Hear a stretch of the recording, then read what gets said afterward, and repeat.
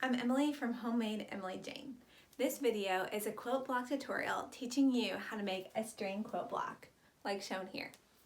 For mine, I used my AccuQuilt cutting machine to cut out the pieces, but whether you have an AccuQuilt machine or not, this tutorial will be sure to teach you how to use it and show you how to make this block as part of a 2-block quilt, like shown. I've teamed up with my friend HollyAnne Knight from String Story to each teach a tutorial for one of the 2 quilt blocks, which will come together beautifully in this gorgeous quilt. HollyAnne's tutorial would teach you how to make the Sawtooth star quilt block. Within this video, I'll share how to make this variation of a string quilt block. I'll share with you how I cut out the pieces for this block, tips for sewing and pressing, as well as a step-by-step guide for making the block from start to finish.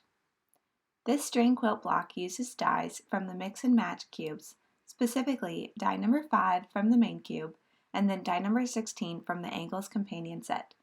The color placement I used on my blocks is a variation of the Inspire quilt block pattern offered from AccuQuilt directly in their digital download. For each block, you'll need 8 piece number 5 half square triangles from the background color, and then 2 sets of 4 piece number 16 trapezoids.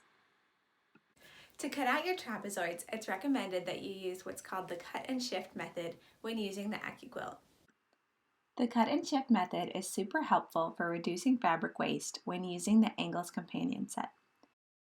In order to use the cut and shift method, you'll want to use a couple layers of fabric at a time. I typically use about 4 to 6 layers. You line up the edges of your fabric with your die blades and run the die through the machine, and then shift your fabric and rearrange it for your next pass. Run that through the machine and continue the process. I found that you could get about 7 trapezoids from a 5-inch by 21-inch strip. I found it helpful to trim off the excess bits every couple of passes to keep them from getting tangled and in my way. Once your pieces are cut, it's time to sew them together. I have a few tips to make sure that your sewing them together is as seamless as possible. 1. If your machine has a straight stitch needle plate, you definitely want to use it. It keeps the thread from bunching up and from your machine eating the pieces of fabric. And 2, I like to use leaders and enders when piecing my quilt blocks together. A leader is just a small scrap of fabric that you stitch on before sewing your actual pieces together. Stitching on the leader keeps your threads in place and reduces the possibility for a big, bulky nest of bobbin thread right at the corner of your seam. Lastly, I also find it helpful to use a nice sharp needle when piecing. Once your pieces are cut and your machine is prepped, let's start sewing. First, take 1 triangle and 1 trapezoid. Line up the short side of the trapezoid with the triangle piece along the side that has the seam allowance already built in. Sew them right sides together using a 1/4 inch seam allowance, like shown.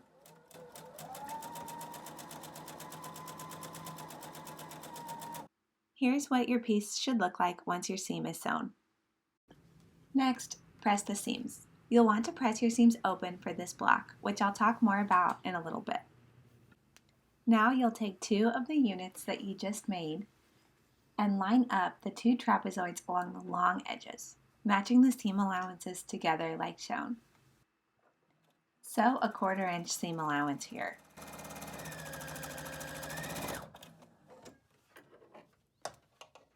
You can see here how I used the leaders and enders that I talked about earlier.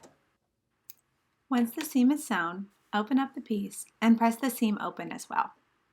You'll make 4 of each of these units or patches for each block. Once all 4 of your patches are pressed flat, arrange each of your 4 patches together to make your desired design, like shown.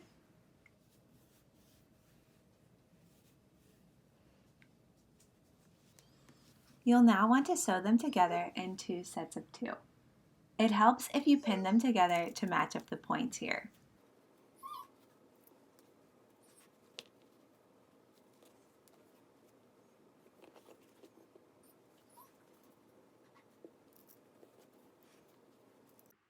Once those seams are sewn, it's time to press. This is where I like to actually press to the side so that I can nest the seams. Now, sew those 2 final pieces together to finish your block.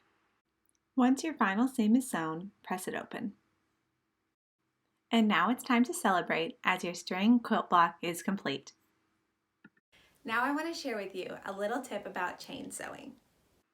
When it comes to making a lot of the same block, it helps to save time to cut out all of the pieces at once and then sew each step at the same time for all of the blocks. I personally love sewing blocks together like this in a chain sewing fashion, and this is a perfect block to do that for.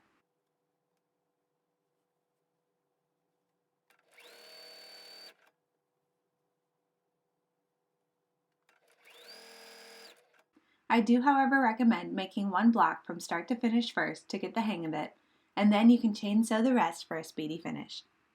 And next up, let's talk about some tips for pressing your pieces. I normally prefer to press to the side when possible. However, I found that when doing the string quilt block, pressing open really made the points match up and made it lay a lot flatter. When I'm pressing my blocks, I first set the seam by quickly pressing the hot iron over the sewn seam.